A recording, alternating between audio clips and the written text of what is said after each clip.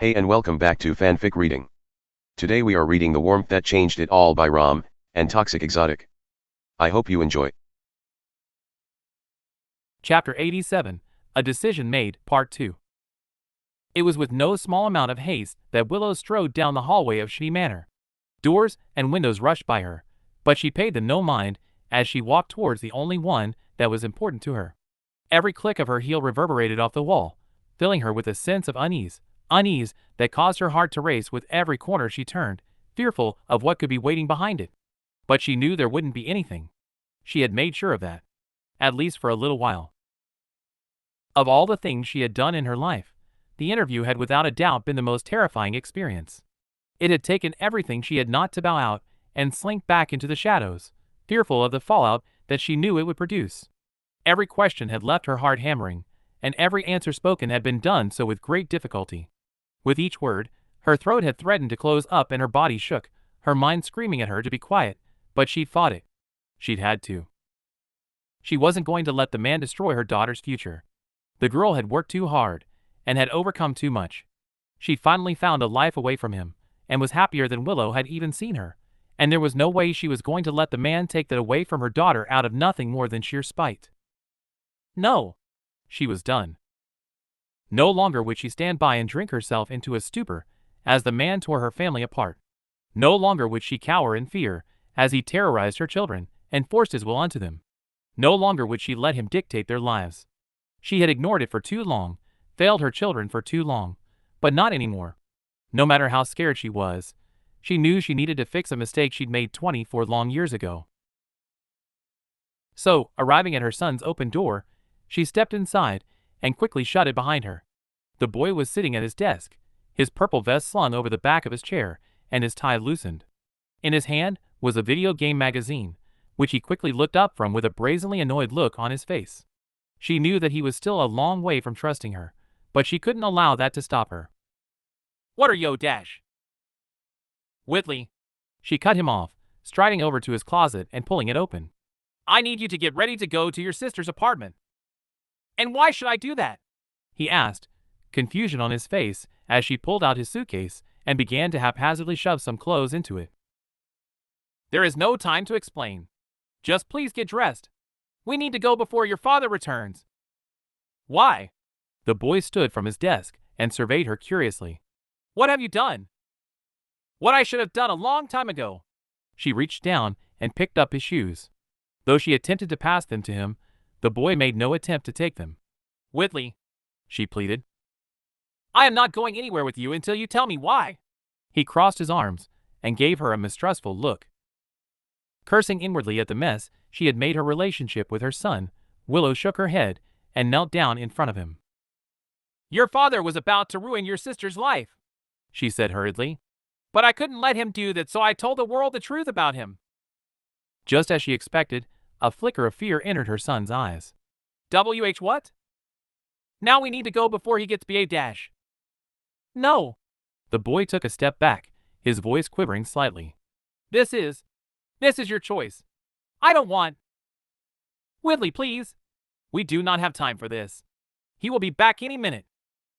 "Then go." The boy scowled. "I did not ask for you to come and get me, so just go before he gets back." Willow shook her head. They were running out of time. She had timed the interview purposefully to coincide with the meeting Jacques would be in before the lunch, but there was no doubt that someone at the company would have seen it and rushed to tell him.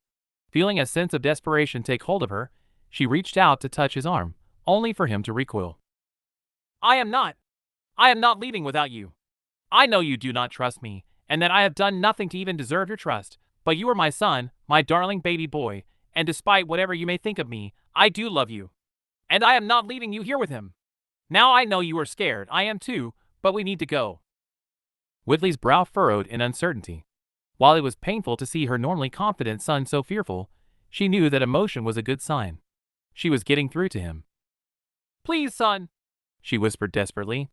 "If you never want to talk or listen to me again, I will respect your wishes, but please just listen to me this one time. I don't dash." "Willow!" The bellow echoed around the house, the cold marble and loveless decor doing nothing to dampen the fury that it held. As it reached Willow's ears, She felt a chill run down her spine and watched as her son took another step back, his eyes widening slightly. She thought she had ensured them more time. "Whitley," she whispered, unable to keep the fear from her voice as her mind began to count the seconds. "Whitley, please. I cannot leave you. I will not leave you alone again. Just please put your show dash. Willow." His voice was closer, much closer, causing her son to take another step back. "And no." He shook his head. Just go. I will not. Willow." His voice was right outside the door, and as she heard the handle being twisted, she raised herself to her feet and spun around to face the entryway, stepping in front of her son as she did. Fear coursed through her body, causing her to shake and tense up so much that a small headache began to form, but she pushed it down. She wouldn't run. She couldn't run. Not anymore. With enough force to break the door stop, the door was flung open with a loud bang. In the doorway stood Jacques Cheney, looking more disheveled than she had seen him in years. Strands of usually slick back hair clung to his face, and his clip-on tie was shoved hastily into his breast pocket. His blue eyes gleamed with barely contained rage, and his walrus mustache was pulled up into a sneer. "Do you have any idea what you have done?" the man snarled, stepping into the room and making her feel like she'd been dropped into an ice bath. Straightening her back, she forced herself to look him in the eyes. "I saved her from you." "From me?" His eyes bulged. "From me? I was trying to protect her future. You were about to destroy it. I was ready to do what needed to be done for her to see the error of her ways." A fleck of spill flew from his mouth. "To make her realize what was important. And had you not interfered, it would have worked. She would have been by my side at the launch and all of this nonsense would have been behind us. And yet, instead you have guaranteed that our daughter throws away her life with that inept woman, and now I come home to find you trying to take my son from me too?" "You are blinded, Jacques," Willow retorted, stepping closer to her son and holding out a hand towards him. "Weiss was not going to stand by your side. She never was. She despises you, just like Winter despises you, and just like I despise you. It is you that drove our children away. You are vile and disgusting. Your cruelty made you unable to see what it is that they desired, mistaking your own dreams as theirs. And when they fought back, the only thing you offered them was a firm hand to the cheek. But I will not let you do that to my son. I will not stand idly by while you abuse and twist H-. Crack. Jacques' hand slammed into her cheek with enough force that Willow felt her head whip to the side.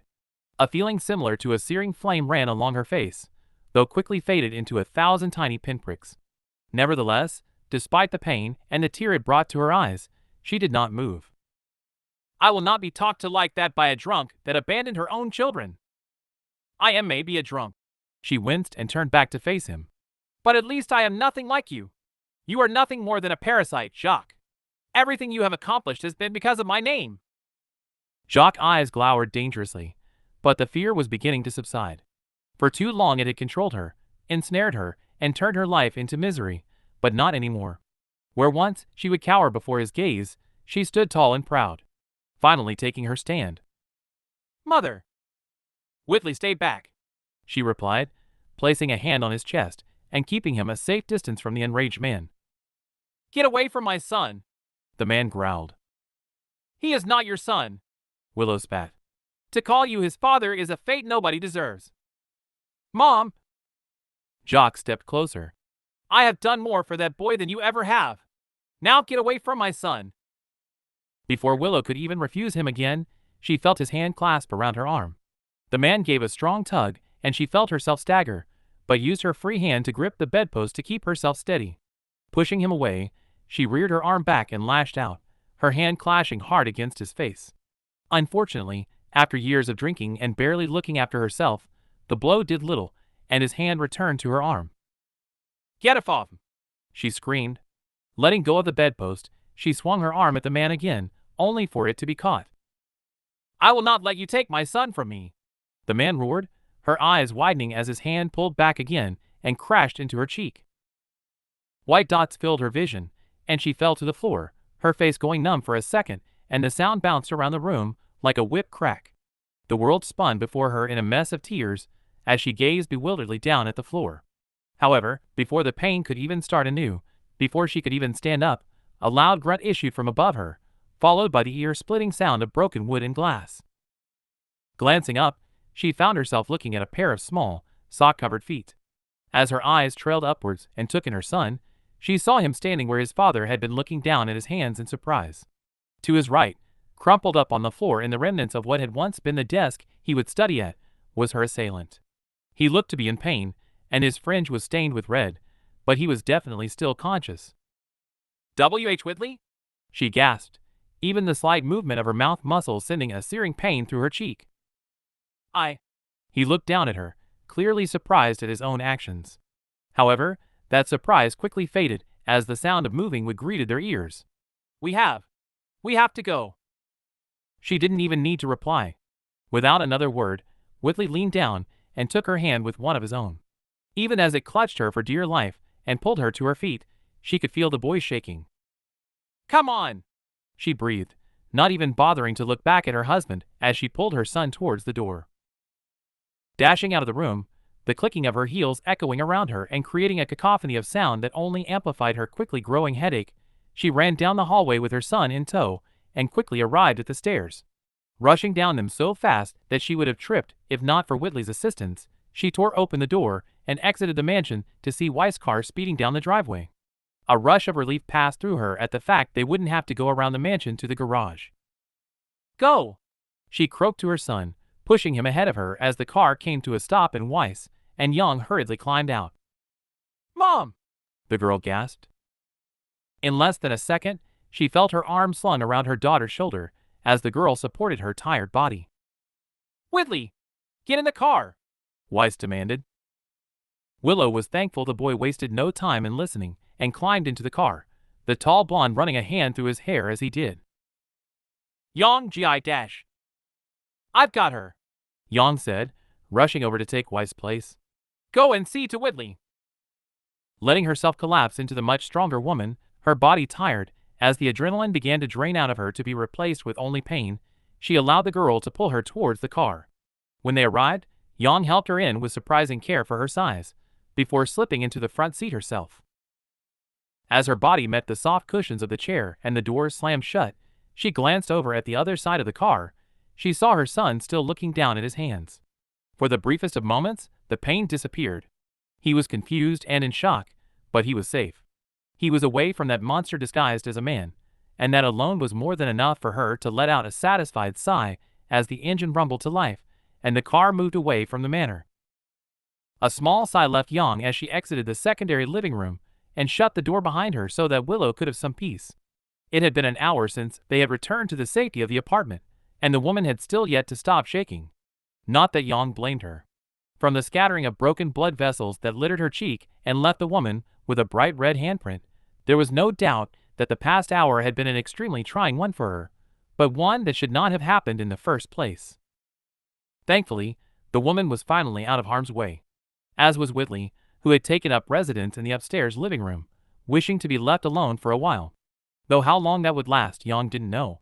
Given what the man had done to keep Willow from taking him, there was no way that he was simply going to let them live in peace. Whatever he did, though, they would at least be able to face it from a safe place. Walking into the main living room to see Weiss pacing back and forth, the very same thing she'd been doing when she had left to give Willow her coffee, Young scratched her head and leaned against the back of the chair. "Well, this is a mess," she mumbled. "That would be an understatement." Weiss continued her pacing. "What was she thinking angering him like that? Probably that she had to save her daughter's future and get her son away from your dad before the same thing happened to him. And she put herself in harm's way to do it. She did what she thought was right for her children," Young countered. "You can't be mad at her for that." "Of course I'm not mad at her for that," Weiss snapped. "This is just yet another consequence of my stupid, childish war with that animal. Atlas, Winter, my mother, how many more are going to be hurt because I lashed out without thinking something through?" Young shook her head. She thought they were past that. "You've got to stop blaming yourself for that," she sighed.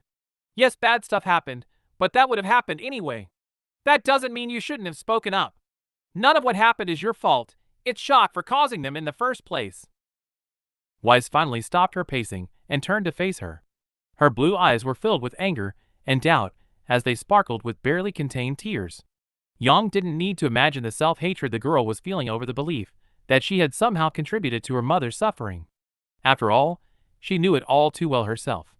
It would be a lie to say that a part of her didn't still blame herself for letting Blake end up in a position where Adam could take advantage of her, but she also knew that it was a stupid way of thinking. A fact that Blake had spent 2 years drilling into her head. You can't shoulder the blame for other people's actions. Weiss pinched the bridge of her nose. I wanted to keep her away from this. She's been through enough as it is, and now she's hurt because she was protecting me. She's your mom, Weiss, Yang reasoned, walking around the couch towards her girlfriend. I doubt she cares about that.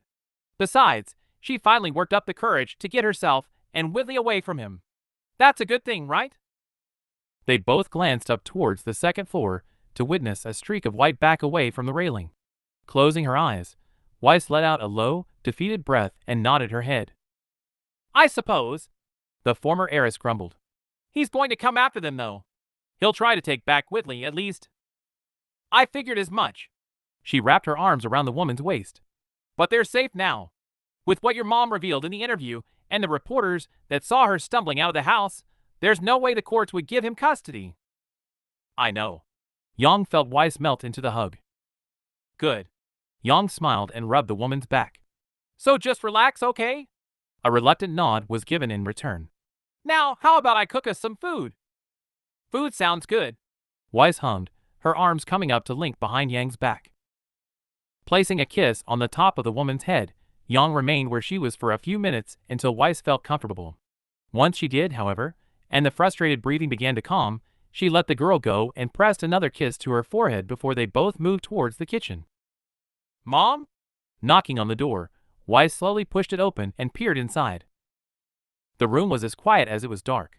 Where usually the television would be on and playing some random music channel that Yang was interested in, it sat dormant and lifeless. The light that would normally illuminate the room was turned off, and the blackout curtains had been drawn closed over the room-length window to block out the sun.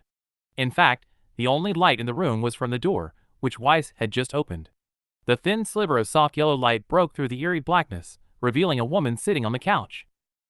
She looked frail. Frailier than Weiss had ever seen her.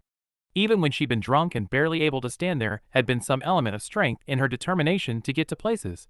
But all of that looked to be gone. With her legs curled up beside her, and her usually pristine white hair disheveled, the woman looked like she was ready to crumble at the slightest touch. However, despite her appearance, the woman's head turned and a hand raised to shield her eyes from the light. Can I turn the light on? It is your apartment, dear. Giving a small nod and flicking on the light, causing her mother to flinch, Weiss walked into the room and sat down on the coffee table opposite her. With the light on, she was able to see the red handprint that stood out vibrantly against her pale skin. Along each imprint of the man's fingers were vicious red blotches, where the blood vessel beneath the surface was ruptured. Just looking at it made her feel sick, even though it wasn't an unfamiliar sight. Letting out a small sigh and shaking her head, she raised the ice pack she had brought with her and pressed it against the damaged skin, her mother hissing slightly before raising a hand to take over. How are you? She asked softly. Tired. The woman smiled, a hint of relief in her voice as she repositioned the ice pack. But glad to finally be away from that place. Weiss hung her head and fiddled with her fingers.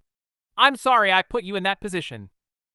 Don't be so silly, dear, the woman said, the firm voice a stark contrast to her frail appearance. It is I who should be apologizing to you. To all of you. I should have never let it get to this point to begin with. I should have taken a stand sooner. Instead, I left you to suffer at his hand. That wasn't your fault, Weiss countered. You were suffering too. I was still your mother. Willow shook her head. And it's high time that I made up for my mistakes and began to act as such. You have nothing to make up for, Mom. Maybe not to you. Willow smiled weakly and reached out to gently touch her hand. How is your brother? Weiss was genuinely unsure how to answer that. Whitley was hard to read at the best of times, but the fact that he had still yet to come down from the upstairs living room and hadn't really said a word made it even more difficult. He's a little shaken up. It was the best she could do. Yang's upstairs playing a game with him while she waits for the food to cook. I'm glad she is willing to help him. Yeah, they get along rather well. Weiss opted to leave out that the reason the two got along so well was due to the similarities in their lives. I'm sure she can get him to join us for dinner, if you want to as well. The woman took a second to think, wincing a little as she shifted the ice pack on her cheek. She would definitely understand if the woman wished to be left alone or go to bed instead, but she really did hope that she would join them. It would be good for her, and definitely for Whitley, to begin to experience what a normal family dinner could be like without all the pressure and fear. Food and company would be wonderful. The woman nodded. Though I'm not sure I would be very good company in my current state. Don't worry, Yang usually does most of the talking anyway. She does seem the type, yes. Stifling a small chuckle, as she could hardly deny that, Weiss stood up and picked up the woman's empty cup. Well, it should only be another 20 minutes, so feel free to come and join us in the kitchen whenever you like. I'll join you soon. I wish to get cleaned up first. Of course, Weiss said with a nod and began to walk towards the door. Mom, she said as she placed her hand on the doorknob. Yes, dear? Looking back, she met her mother's bright blue eyes and gave her a smile. I'm proud of you. The woman looked taken aback for a second, but her face quickly softened and a grateful smile crept across her lips. And I you, daughter. Letting their eyes linger for a second, the two of them merely smiled at each other, and Weiss finally felt a little bit of hope bloom in her chest. For the first time since she was born, her family was safe, and she was going to do whatever she could to keep it that way. Wiping a hand over her face, as the cool night breeze drifted lazily through her hair, Weiss let out a low sigh and leaned forward onto the balcony. The week was starting to wear on her. The uneasy dreams and the excessive workload, the worry about her future and her family, it was all just so much to deal with. She was tired, and even as she stood looking up at the bright silver moon that hung in the dark sky, she could feel her eyes starting to close. But she couldn't let them. The day was not yet over. As much as she wished that it was, as much as she wished she could crawl into bed with Yang and fall into an early sleep, there was still more to be done. Thankfully, she'd at least been able to relax for a little while during dinner. Though Whitley was still refusing to talk, Yang had at least managed to lure him down from the second floor with a promise of a super greasy burger, while the rest of them had enjoyed some nice Australian food that Yang had tried to tell her the name of 3 times before giving up. The dinner itself had not been the happiest affair, and her mother had not really eaten much at all, but it had at the very least provided some solace and normalcy to the day. Once it was all done though, Whitley had once again returned to his haunt upstairs, ignoring her calls to him and making it clear he wanted to be alone, and her mother had decided to retire to the bedroom for some rest. With the day she'd had, Weiss didn't blame her. There you are. So wrapped up in her thoughts, Weiss started a little as she felt arms slip around her waist, but quickly relaxed into the warm body that pressed lightly against her back. You feeling okay? MHM. She yawned, the feel of Yang's body against hers only making her even more tired. I'm just tired. What did Yatsu want? Just telling me he's about to close the main doors for the night. Apparently a bunch of reporters almost ripped one of them off its hinges. Weiss felt a small groan rumble out of her throat and looked down at the street below her to see the swarm of trucks and ant-sized reporters that were milling around the base of the building. As far as she was aware, they had been there all day after following them back from the mansion, and if the brief flashes of light that she could see were any indication, they wouldn't be moving for quite some time. Unfortunately, those people just happened to be the remaining task she still had to complete before finally sleeping. I still need to talk to them, she grumbled, wishing there was some way to avoid it. Can't you put that off till the morning? She shook her head. I need to get out ahead of it now, before he can do damage control. He's probably already meeting with his lawyers to craft the perfect speech. Can he even damage control this? Yang's voice was skeptical. I would not put it past him and his slimy lawyers to find a way, she replied.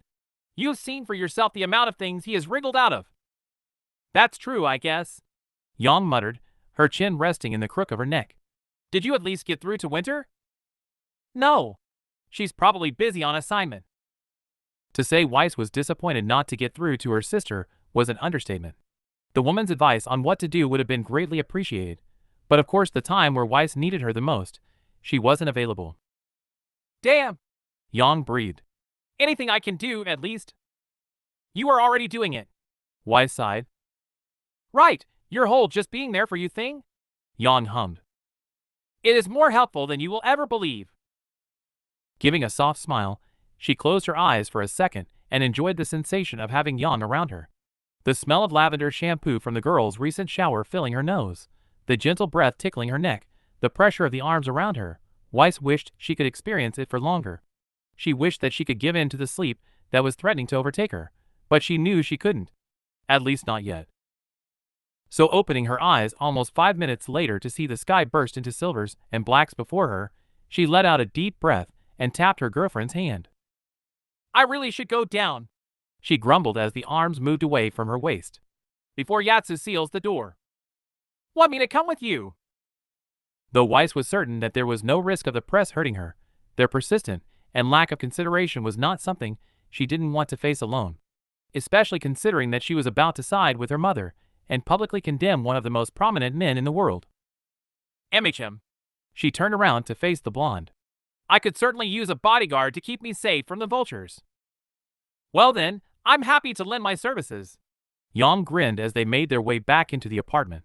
But any idea what you're gonna say? The truth. She shrugged, guiding them towards the main living room where the elevators were waiting. Partially at least.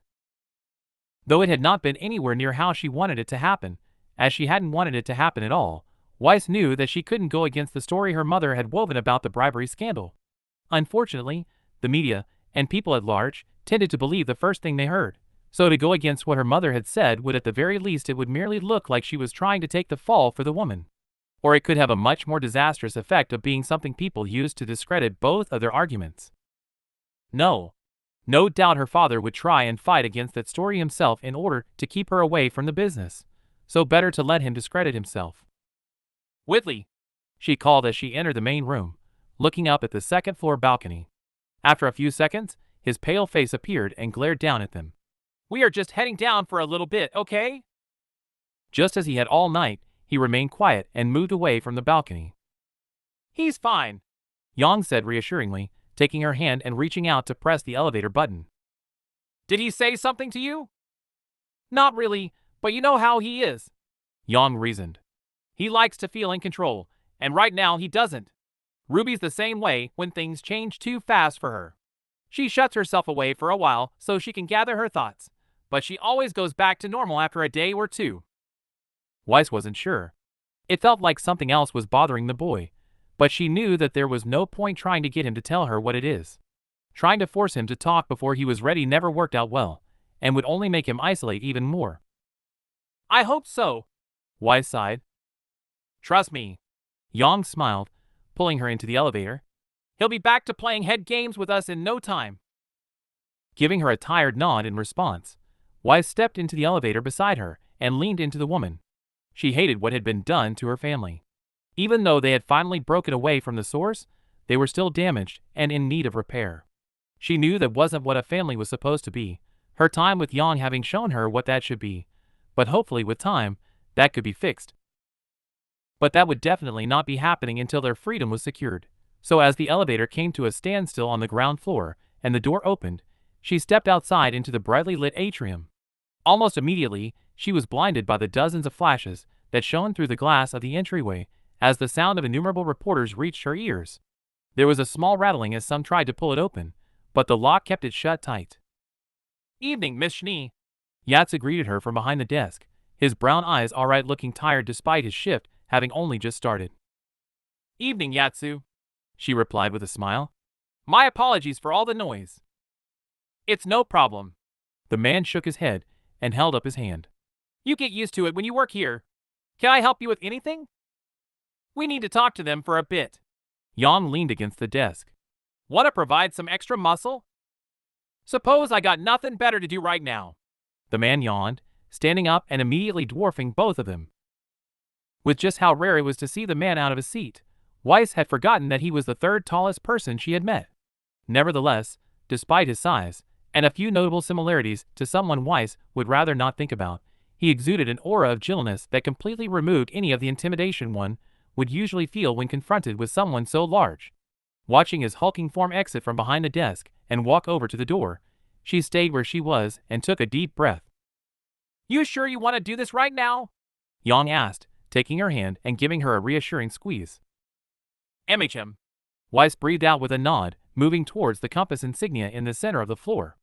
It's time to end this. You can open the door, Yatsu.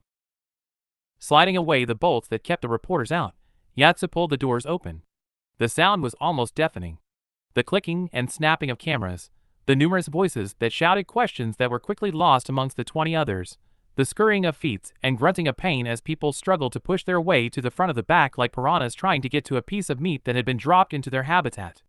Even though Weiss was used to it, it was still a slightly intimidating watch, but she stood firm as the giant guard threw his arms out to block them. All right, the man called, his deep voice booming over them and causing most of the noise to quieten down.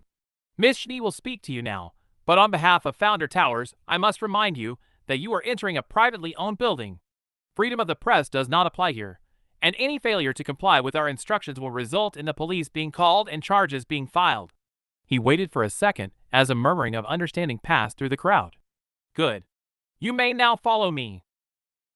Gripping her girlfriend's hand tighter, as Yatsu led the press towards a marked line, Weiss closed her eyes and waited patiently.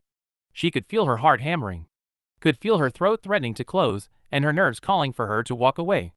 Deep down, a voice told her that it was the wrong thing to do, that it would only make things worse, but she quickly buried it. That voice had kept her, and her family, silent for too long, but not anymore. With the voice buried, she opened her eyes and saw the swarm of reporters spread out along a line in front of her. Already their cameras had begun to resume their snapping. Here we go, she thought to herself, giving Yang a final look and letting go of her hand. Summoning the same steely resolve that she used in meetings, she took a step forward into the middle of the insignia. Weiss, are you? The rest of the comment was lost in a sudden sea of noise as every reporter in the room began to ask their question at once. Thankfully, she knew how to handle that and slowly raised a hand. The effect was immediate and silence fell across the room, the only noise being the continued clicking of photographs being taken.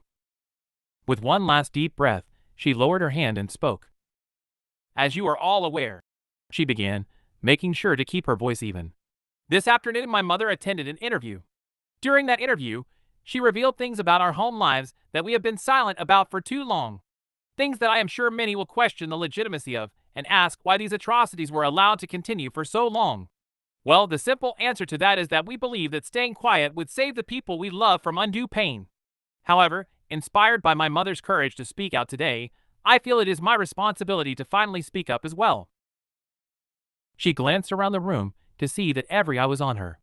Barely a breath could be heard from the reporters, and even the taking of pictures had stopped so that they may better hear her words. For the entirety of my life, and even before it, the walls of Schnee Manor have been more akin to a prison than a home. Within them, the word of Jacques Schnee was law, and any act of defiance to that law would quickly be met with discipline and violence. Our actions were limited to only those he deemed appropriate, and any desires we held that did not fit with his view of what a Schnee should be were squashed without hesitation.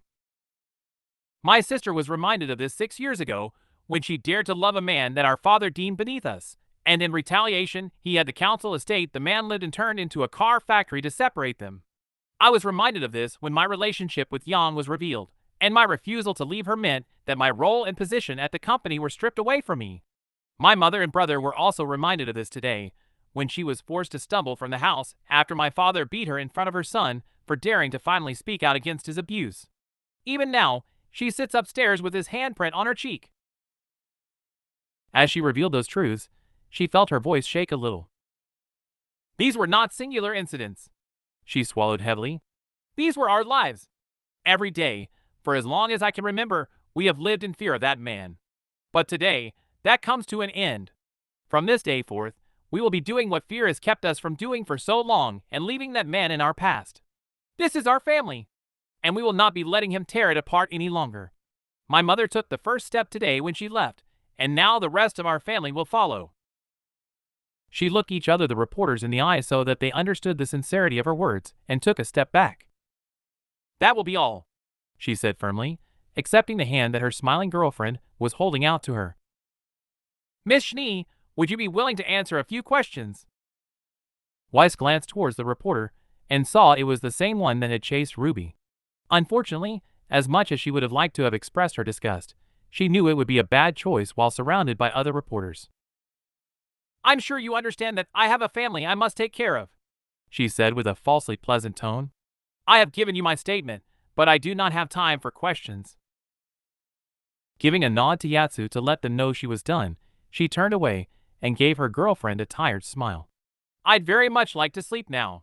That was exhausting. I bet, Yang said with a soft look, pulling her away from the increasingly noisy crowd towards the elevator. You did great though.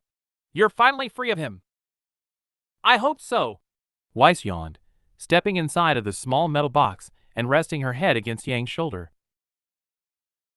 As the doors closed, she looked out over the mass of reporters still attempting to take her picture. She knew Jacques would not be pleased once her statement hit the news, but she didn't care. They were done, and her family was free. And that was definitely enough for her to sleep easily. Chapter 88, Goodbye. Morning, Snowflake. Morning, Dot. Weiss' voice was little more than a sleepy mumble as she entered the kitchen. In spite of what she'd hoped, the night had definitely not been a good one. After returning from talking to the press, Weiss had immediately retired to her bed. However, while sleep had come quickly, it had not been consistent. Barely an hour had passed without her waking, and more than once she had left the bed to check on her mother and brother. Even though they were safe, she still couldn't help but worry about them. You're up early, she yawned. Actually, the blonde's voice was falsely innocent as she held out a glass of orange juice. You were tossing and turning all night, so I might have put the clock back by a couple hours so you could get some more sleep. Oh, it was a small thing, but the little act of care made warmth spread throughout Weiss' chest. So I'm guessing it's not 7? She concluded and reached out to take the glass. Yang shook her head. More like 9. That explained why it was much lighter outside than it usually would be in the morning. Taking a sip of her drink, she moved in closer to her girlfriend and wrapped her arms around her. A bright grin was cast down at her, and despite her overall lack of sleep and the worry of what Jacques was going to do in retaliation, Weiss felt a smile pull at her lips and decided to allow it. What did I do to deserve you? Yang hummed thoughtfully. I think it was existing that did it, but there are so many other things too, so I can't be sure. Rolling her eyes at the cheesiness of the line, she leaned up on her toes and pressed a kiss against her girlfriend's lips. Tasting strawberries and syrup on her lips and smelling the lavender body wash, she let out a soft hum and lingered for a split second longer than usual. Cute, she smirked as she pulled away. I try. So what do you want for breakfast? Eggs or pancakes? Eggs, please. Scrambled. The blonde gave a nod and moved over to the counter to begin cooking. Are Whitley and my mother awake yet? MHM. Yang hummed as Weiss took a seat on the aisle. Your mom's in the shower, and Whitley's upstairs as usual. Stifling a yawn and settling in to watch her girlfriend work, her thoughts turned to her brother. The boy had still been awake when she had gone to bed, and she was more than a little worried about how quiet he was being. It wasn't like him to stay silent and seclude himself away from people. Has he said anything? She asked. Or at least eaten? I made him some pancakes earlier, and he came down to get them, so pretty sure he's eaten. Didn't seem in the mood to talk. What little happiness the greeting from Yang had caused to well in her chest rapidly began to fade. Concern rushed in to replace it, and she let out a low sigh at just how damaged her family was.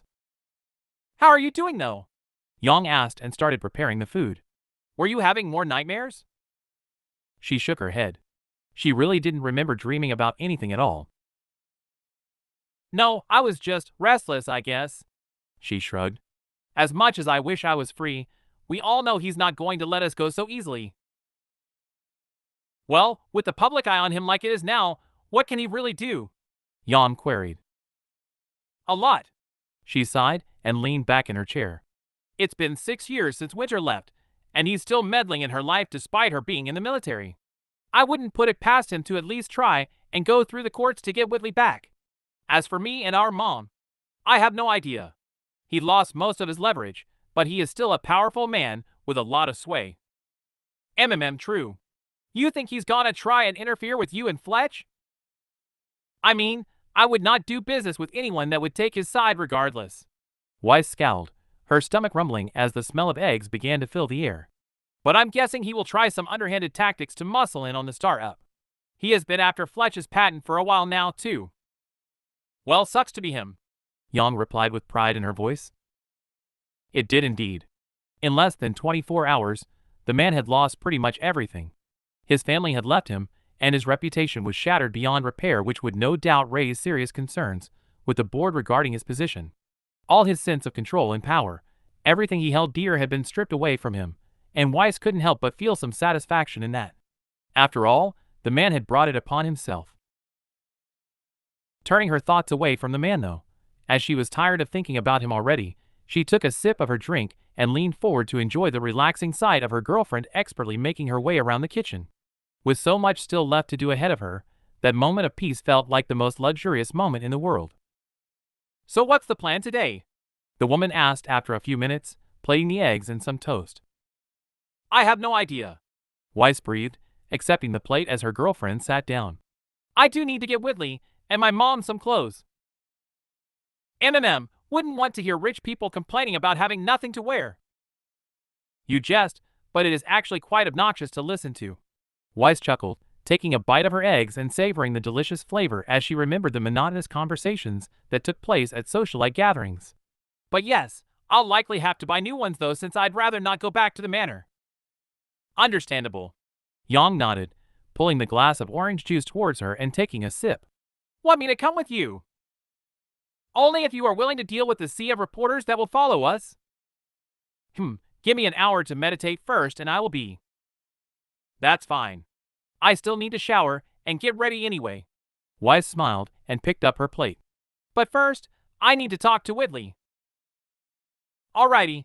Yang smiled and stood up, stretching her arms above her head. Weiss didn't even bother to hide her wandering gaze. I'll be on the balcony when you're ready to leave. Be careful not to fall.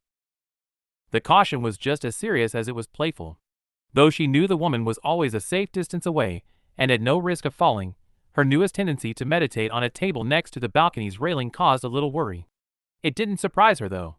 After all, the woman found joy in riding a motorcycle, so Weiss figured that the wind rushing through the blonde's hair made it easier for her to think. Don't worry, Snowflake. The blonde chuckled as she placed a kiss on her cheek and moved to leave the kitchen. I've got a whole future I'm looking forward to experiencing. There's no way I'm gonna let a little wind take that from me. Smiling slightly as the woman stuck out her tongue and disappeared around the corner, Weiss took off in the other direction towards the main living room. Yang's words lingered with her, though. A whole future to look forward to, or more accurately, a whole future that had just begun. A whole future free of her father, of waking up in the arms of the woman she loved and coming back home after work to the smile that still made her heart skip a beat. Just the mere thought of that future caused her cheeks to burn as her lips pulled into a wide grin and her chest to flutter. As amazing as that future was, though, Yang was only half of it. Her family were the other half, and she needed to make sure they were secure before she even thought about celebrating. So, sticking her head around the corner to see her brother resting on the couch in complete silence, she took a small breath and moved out into view. Almost immediately, his blue eyes lazily scanned her over. He didn't look too well. His skin looked pale even by Shnee standards, and his blue eyes were red and puffy. His hair stuck out at odd angles, and the top button on his shirt was unbuttoned. If she wasn't mistaken, the boy had probably slept worse than her. Do you mind if I join you? She asked politely. Though she wanted to talk to him, she didn't want to try and force herself onto him, as she knew how he would react to that. It is your apartment, the boy said in a bored tone. Do as you please. Thank you. She smiled at him and took a seat opposite the couch. How are you feeling? He didn't reply, instead merely looked down at his scroll. Whitley. What do you want, sister? He said in a hard, exasperated voice. To make sure my brother is okay, she replied, placing her plate on the table next to a pile of half-eaten pancakes. Well, I'm fine, the boy scowled. So you can go. 5 months ago, I might have believed that, she countered. Believe what you like. His tone was dismissive, and Weiss gave a small shake of her head as she continued to eat her food. She thought they were past keeping each other at arm's length, yet there he was yet again falling into his old habits of retreating inside of himself. She didn't blame him, of course. The past 24 hours had been a trying one, but Weiss was not going to let her brother be alone again. So did you find yourself a room? She asked in a friendly tone. You can have whichever one you like. Why bother? The boy shrugged, not taking his eyes off the device. It's not like I'll be using it for long anyway. Weiss cast him a confused look and swallowed her food. What do you mean? For the first time since she sat down, his fingers stopped typing away on the scroll, and he glanced up at her. Looking into his eyes, Weiss saw them shake a little bit. It was a familiar sight, one she had seen from her siblings more times than she would have liked when called to their father's office, and she finally realized why he was acting in such a way. He was scared. We both know that father will take me away from here within a week, he said in a quiet voice. So I see no reason to bother trying to settle here. Whitley, she said cautiously, placing her fork down. Jacques isn't going to take you anywhere. We are not going to let him. We? The boy scowled at her. Are you referring to yourself, sister? The girl who spent 8 months preparing to fight the man and would have still lost without mother bailing you out? Or your girlfriend, who has no power whatsoever? Or our mother, who spent her life hiding from the man and exhausted herself with a single argument? All of us, Weiss replied with a firm gaze. Well then, forgive me if that does not exactly inspire much confidence, he sneered. Whitley. She pushed her plate away and moved over to the couch to sit next to him. I know this word doesn't mean too much to you after everything that has happened, but we are a family. Granted, we have never been the closest family in the world, but that is in the past. Now that we are free of Jacques, that mother has spoken out, and you are away from the manor, we can finally get to fixing the mess he has made of us. That is what we all want. Me, mother, Winter, even Yang. We all just want to be a family, and you are a part of that family. If that means we have to fight our father in the courts to make sure you stay out of his grasp and are kept safe, then you can guarantee that we will pay whatever it costs to do so. Do you understand me? Weiss placed a hand on his as his eyes locked onto hers. Just like always, she could feel him searching for something, for any hint of deception or lie, but knew he would find none. Jacques could attack her company, or her name, or whatever else he wanted. She didn't care, but she was not going to let the man take Whitley away from them. So, willing to let him see her determination, she held his gaze and let him find whatever reassurance he was looking for. It only took a few seconds, though. If you say so, he said, and looked back down at his scroll. I will not hold my breath, though. Letting out a small sigh and gripping his hand tighter, she leaned down into his line of sight. It's okay to be scared, Whitley, she said gently. We all are. But you are safe here, and that is not going to change. I promise you that. The boy didn't respond, instead merely pulled his hand away and continued to tap away at his scroll. Knowing it was the best she could do, and that she needed to let Whitley come around himself, she reached out to grab her plate and leaned back against the chair to enjoy her breakfast next to him. Speaking of getting you situated here, though, she said, wanting to make sure he understood it was a reality she was intent on cementing. Me and Yang are going to buy you some new clothes later. You can come with us if you want. I would rather not, the boy replied moodily. She expected nothing less. Fair enough. Then do you want me to pick up anything particular for you? No. So you won't complain if I allow Yang to pick out your clothes? She tried weakly, receiving nothing but an annoyed sigh in return. Sorry. Maybe one day we'll be as close as Ruby and Yang, she thought a little sullenly to herself, and shoveled eggs into her mouth. How long that would take, she had no idea. All she knew was that they had already wasted too many years that could have been spent bonding, and she wasn't going to waste any more of them. Weiss, dear. Hearing her mother's voice, she turned around to see the older woman standing by the railing of the staircase drying off her damp hair with a towel. She wore the same white shirt she had been wearing the day before, but the black pants Weiss recognized as one of Yang's old pairs. Her usual purple jacket was missing, likely left in a room somewhere, and it was a little odd seeing the woman in anything other than her usual purple skirts, but at the very least, she looked better and more confident than she had the night before. Unfortunately, that didn't stop Weiss' stomach from churning, though, at the sight of the purple bruise on her mother's cheek. Morning, she smiled. Did you sleep well? Better than I have in a while, the woman said, giving her a smile that quickly turned into a wince. Your scroll has been ringing in your room, though. Oh, I should go and get it then. Curious who would be calling her. Placing her almost empty plate on the table and standing up, she reached out to ruffle her brother's hair, only for him to move away. Not bothered by it, she made her way over to her mother and gave her a hug and heard the matriarch whisper into her ear. "Is he okay?" "He's worried he's going to be taken back," she muttered back. The older woman let out a soft breath and shook her head slightly. "I'll stay with him. You see to your business." Giving the woman a slight nod, she pulled away to see her smiling down at her. It was warm and motherly, and something she hadn't realized just how much she missed. So much so that she wanted nothing more than to sink back into the hug. But she couldn't, so taking a step to the side, she returned the smile and made her way through the second-floor hallways towards her room. Entering the room and picking up her scroll, she checked her missed calls to see 3 from Winter's private number. "Thank Raalm," she thought to herself, immediately hitting the call button and raising the device to her ear. After not being able to get through to her sister the night before, she had worried that she wouldn't be able to get her advice for at least a week, so to see her calling back so soon was a huge relief, especially since it took only a few rings for the call to be answered. "Winter!" she exclaimed happily, collapsing onto the bed and letting out a relieved sigh.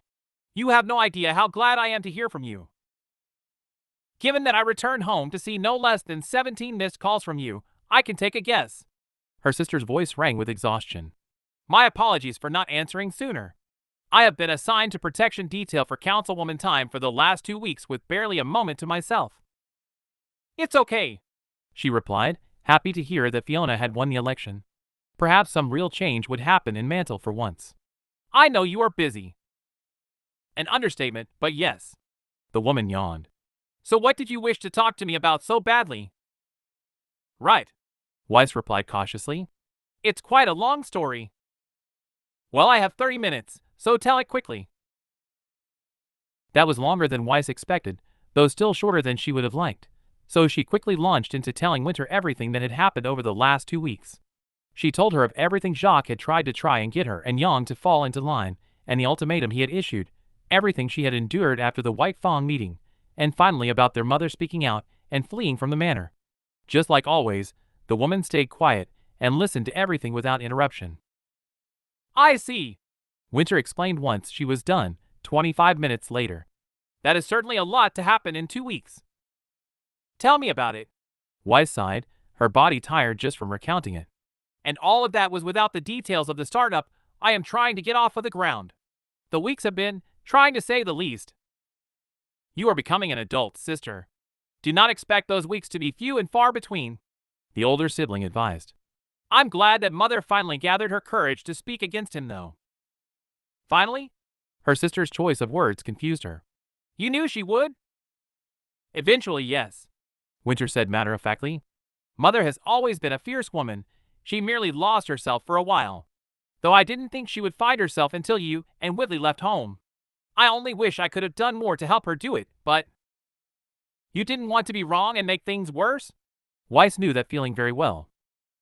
"Exactly," Winter agreed. "Are they at least safe?"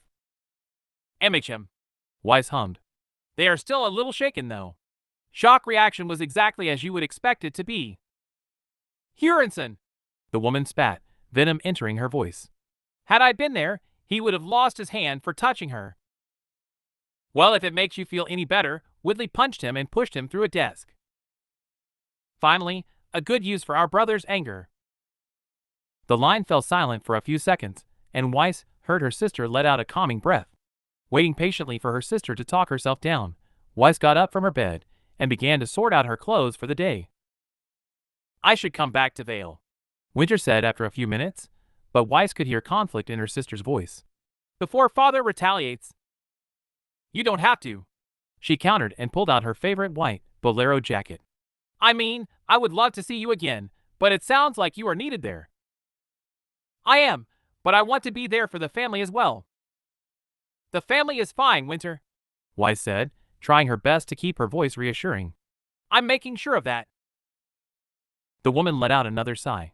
"And what of you? How are you doing? Did you talk to your therapist after that incident?" "I'm fine now." It was a half-truth. While most things had returned to normal, she was still finding it a little difficult to look in the mirror. Thankfully, though, that too was subsiding. though I thought you already knew about that incident. What made you think that? Well, the DA apparently went out of her way to press terrorism charges, Weiss explained with a confused scowl. Mother was sure it was you. Sorry, sister. As I said earlier, I have been busy with protection details.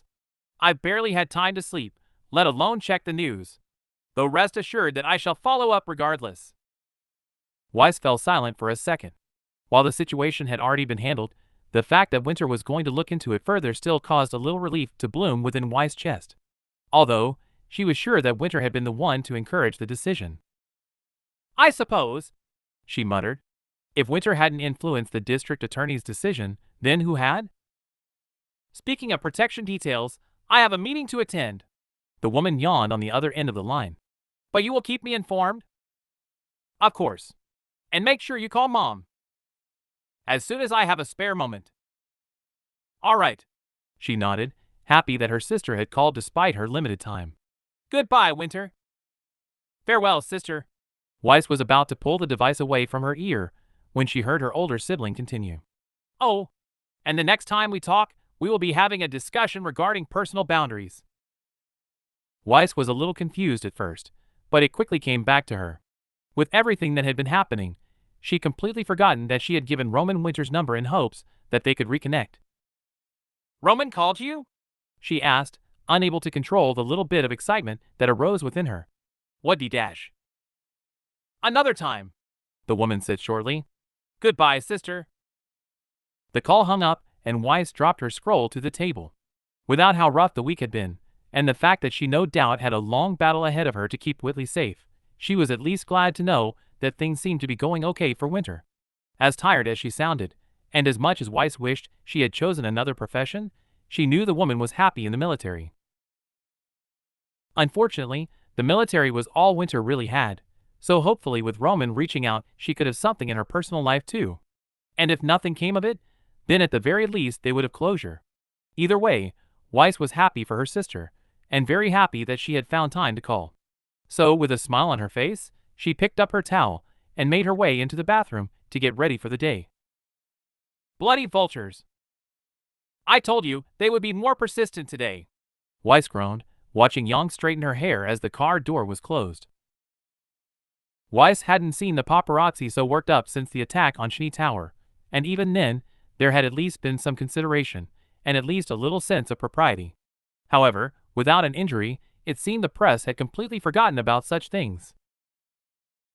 Despite knowing that they were not welcome inside, the large swarm of reporters that had followed them to the store had gathered outside its doors, forcing the security guards to block the entrance in an attempt to stop them from entering. That didn't stop them from taking pictures though, nor did it stop them from shouting their questions through the door in the vain hope that she might answer them. Thankfully, with the clothing store being a frequent option for the wealthy, the other customers and employees had been understanding. The latter had even been very quick to kick out any reporters that had managed to squeeze their way inside, but 2 hours of shouting and flashing lights had caused a headache to start to form. At least we got everything we needed. MHM, thankfully he hasn't grown at all this year. He's still taller than you though. Yang grinned, turning away from the window as a reporter pressed against in an attempt to get more pictures before Hazel drove away. Don't remind me. Weiss huffed and pulled out a light purple, button-up vest. She alone had inherited her mother's smaller stature. Hopefully he likes these. It looks like all his others. Maybe. She placed it on her knee and checked the stitching. He's very specific with his vests. While finding clothes for her mother had been relatively easy since she knew the woman was fine with pretty much any shirt and skirt combo, Whitley was a different thing altogether. Anything less than a plain white shirt and dark blue dress pants was unacceptable, and his taste in vests was so strict that Weiss knew he only owned a handful at most. As such, she had been very doubtful towards almost everything the attendants had shown her. Weiss! Yang's hand reached out and rested on hers. They said it's the same style as one he requested before. I know, she sighed. It's just, he's scared, and I need to show that I can take care of him. Trust me, right now, he doesn't care about how a vest looks, Yang said soothingly. All he cares about is that you went out and got it, because that's more than your dad ever did for him. Weiss let out another tired sigh and refolded the expensive garment and put it away. She knew Yang was right, but she still couldn't stop the little bit of worry that had been rising in her ever since entering the store. "Thanks," she muttered as Hazel began to pull away. "No problem, Snowflake." An arm came out and wrapped around her shoulders, pulling her into a sidelong hug. She melted into it without hesitation, slipping her own arm around her girlfriend's waist and resting her head against the woman's warm shoulder. It was still incredible to her how the mere proximity of the blonde was enough to put her mind at ease, how a hug or a smile could effortlessly push away the doubts and worry that often took hold of her. Despite what Yang thought, it was a feeling Weiss knew she would always treasure. "Besides," the brawler continued, her hand running gently through her hair, "you have your mom to help you look after him, and I kinda like the little shit too, so he can come to me whenever he wants as well." "MMM." Weiss nodded, knowing they would both be needed when Jacques began to try and get Whitley back. "I really am lucky to have you. Please, out of the two of us, I'm the lucky one here. Or maybe we're both lucky." She smiled, knowing the argument would go on forever if she tried to insist she was the luckier one, even though she knew she was. I suppose I can agree to that." Chuckling slightly, Weiss let out a low breath and cuddled up closer to her girlfriend, more than happy to enjoy the rest of the drive back to the apartment. Fortunately for her, the drive was at least 30 minutes, so there was plenty of time to relax in the comforting, muscular arms. Or so she thought. The 30 minutes had passed in barely a second, and before she knew it, a pair of lips were pressing against her forehead and her body was being lightly jostled. Her body felt stiff and achy, and bright sunlight blinded her as she opened her eyes. Without even realizing it, she had fallen asleep, and due to the fact that they were parked in the garage of Compass Tower, had been asleep for the entire journey. Looking up, she saw Yang beaming down at her with an amused smile. "I fell asleep?" she muttered and reached up to rub her eyes. Almost instantly, Yang laughed and reached over to unbuckle their belts. "You really are tired lately." "MMM." She hummed and stretched her arms. "You have no idea how much I am looking forward to when I can get a good night of sleep again." "Pretty sure I can guess." The blonde smiled, pushing open the car door and stepping out. "I was tempted to just carry you upstairs." "I would not complain at this point." Weiss yawned, allowing Yang to help her out of the car. "I bet you wouldn't." Yang grinned once she was out and walked over to the driver's window. "You want help with the bags?" Hazel's voice boomed, echoing around the empty parking lot. "Nah, it's cool," the blonde called back. "Just pop the trunk and I'll handle it. No need to keep you here when you've probably got better things to do." "Not really," the man said indifferently. "Then take the rest of the day off to treat yourself and Emerald," Weiss replied, digging into her purse and pulling out some lean as Yang moved to the back of the car. "I insist," she said, sensing he was about to decline. "It is the least I can do since you were kind enough to drive us around today despite you getting fired." "Not your fault." Hazel shrugged and took the money. "I still feel guilty," Weiss admitted. Even though it was Jacques doing, Weiss knew Hazel really needed that job. "You know I am more than happy to keep you on as a freelance chauffeur and match the pay you were making before, right?" "I'll probably take you up on that." The man nodded. Giving him a grateful smile, she stepped away from the car as the closing of the trunk echoed around the garage. With a small wave, the man began to drive away, and Weiss reached out to take two of the bags from her girlfriend. "You sure you can handle that?" Yang chuckled. Weiss rolled her eyes and gave her a smile. "I may barely be able to hold myself up, but I can carry some clothes." "I'll stay close, just in case," the blonde teased. Shaking her head and letting out a playful chuckle, they took off towards the door at the end of the garage. Unfortunately, though their pace was slow, the peaceful walk didn't last. She wished it had lasted longer so that she could enjoy what she knew would be a rare moment away from reporters. But sadly, it was barely a minute later that they reached the door and walked through it. However, as soon as they did, Weiss felt her stomach churn and the sudden desire to go back. Sitting in a chair on the other side of the room was Jacques Schnee. The second she walked through the door, his cold blue eyes locked onto her, and she felt her blood freeze. Rare was the occasion that she saw the man with his blazer unbuttoned, or with his dyed white hair in any other style than slicked back, but it seemed the man had not been bothered with his usual routine. Instead, his clothing hung loose, without even the usual clip-on tie, and his hair was merely brushed aside to reveal a set of stitches covering a large gash on his forehead. "What are you doing here?" Yang growled at her side. Jacques ignored her, not even giving her a cursory glance as he stood up and walked over. Though fear rushed through her and told her to turn and rush towards the elevator, Weiss pushed that urge down and stood her ground. Where is my son?" he said in a cold voice. "Upstairs," she replied with a scowl. "Unfortunately for you, the staff have been given strict instructions to not even bother calling you to show up." Yes, I covered that much." He cast an irritated look towards the man behind the security desk. "So, if you think you can keep my son from me for long, you are sorely mistaken. And you are sorely mistaken if you think we will be allowing him to go back to you." Weiss felt a little venom creep up into her throat. "And good luck trying to go through the courts for custody, especially after what the press witnessed yesterday." "Yes, that was quite the performance you put on." Weiss felt her nose crinkle into a sneer. Only he could see them finally speaking out as a performance. "Perform dash." "It's fine, Yang." Weiss cut her girlfriend off. "I wouldn't expect him to understand." "What is there to understand?" Jacques replied, matching her sneer. "I gave you everything you could ever want. The company, your dream, a future void of need. I gave you more than anybody on this planet can even imagine. You gave me a lifetime of nightmares." She spat. "None of which were worth anything that you say you gave me." She straightened her back and looked him in the eye. "And I will not let you do that to my brother." Jacques paused for a moment, his cold eyes boring into hers.